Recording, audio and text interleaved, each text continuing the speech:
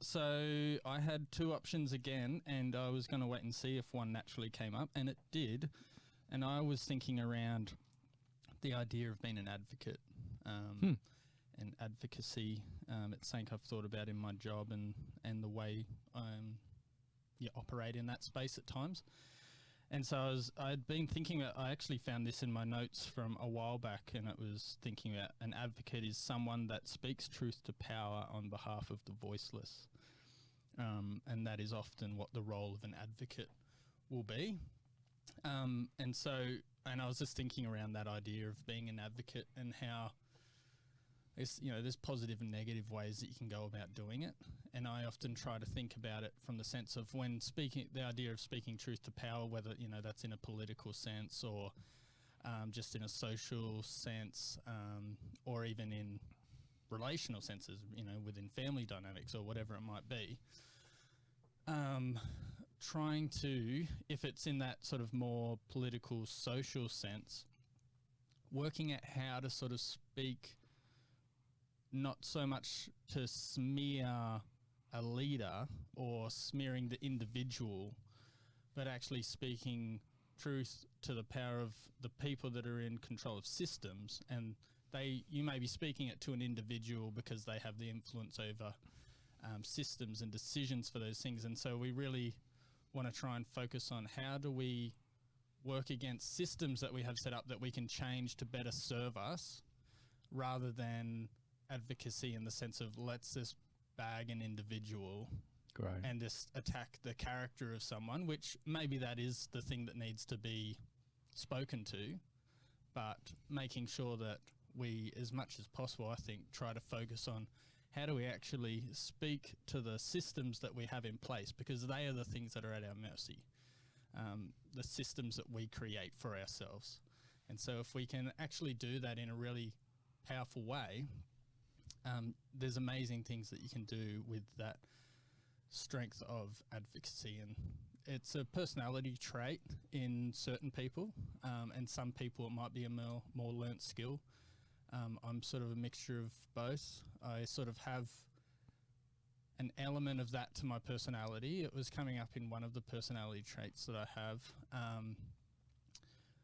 But again, it will probably depend on the context for me, as to when I actually feel a compulsion or a strong need of, yes, it is my turn to be an advocate.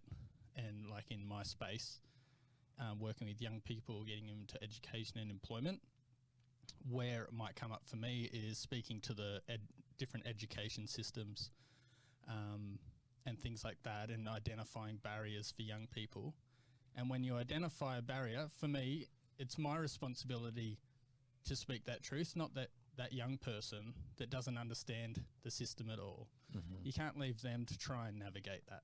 Right. They need someone to step in for them and say, this system is blocking this person out from accessing a base level education which everyone in Australia deserves. What are we going to do about that? How can we change that? We're not attacking individuals. We're saying, hey, look at this system. This isn't working. And we can do that on behalf of people that don't have the voice to do that. And it happens in all kinds of areas of life. Yeah, I think that's a really good way of looking at it, because unfortunately it taps into some deeper things that are going on in terms of how we approach that. There's a lot of thought around at the moment that any system, certainly anything born out of the West, out of Judeo-Christian or patriarchal ideas, is systematically of itself evil and therefore needs to be completely destroyed. I don't think that's right.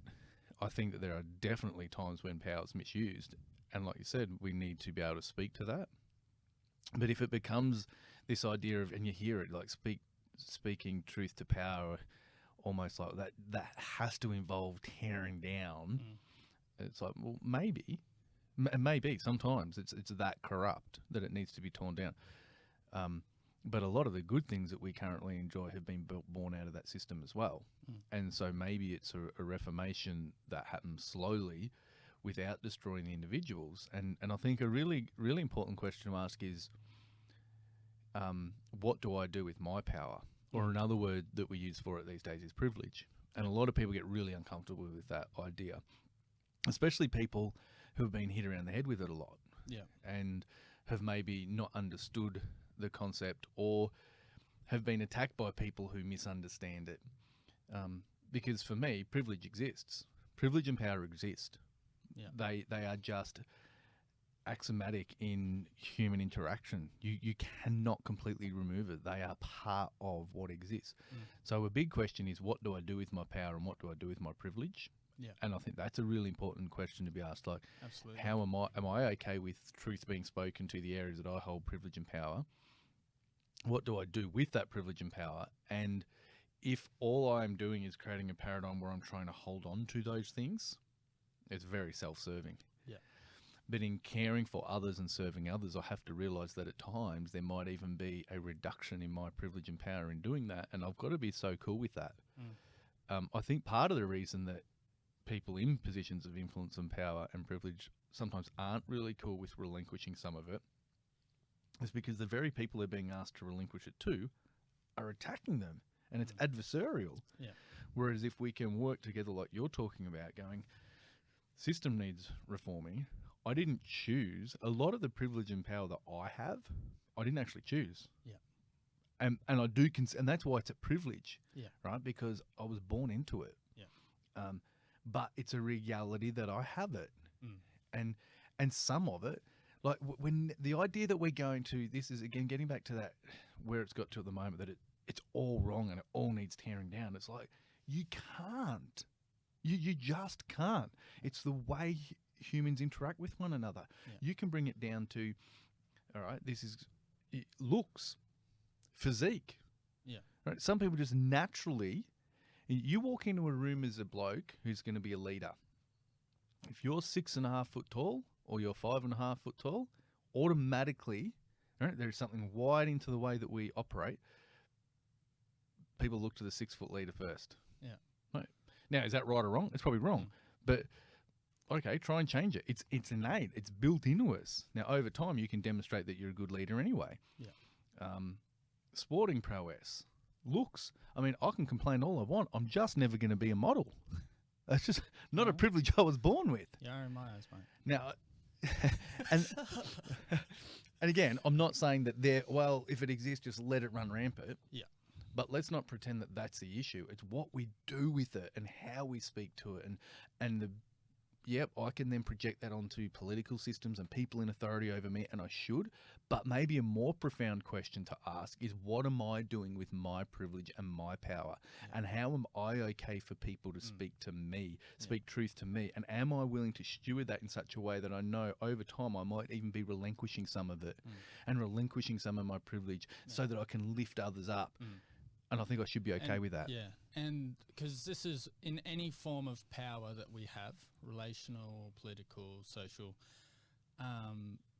if we can, when you try to preserve, it creates damage. And the flip side of it is giving power away in the right sense of it. We're not like giving our power to someone else in terms of control over our life. Right.